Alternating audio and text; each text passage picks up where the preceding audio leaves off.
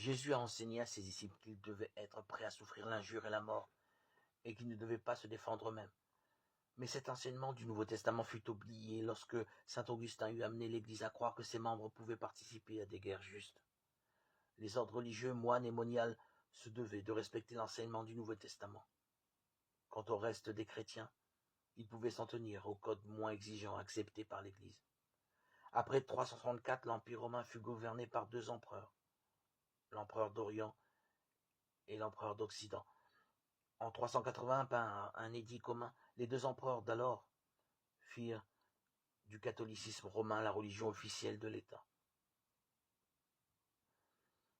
Ces deux empereurs étaient Théodose et Gratien. À partir de 416, c'est-à-dire 6 ans après la mise à sac de Rome, l'empereur exigea que tous les soldats fussent chrétiens, au moins de nom. Nous avons vu que tous les leaders et écrivains chrétiens de l'Église d'avant Constantin le Grand enseignaient la non-résistance.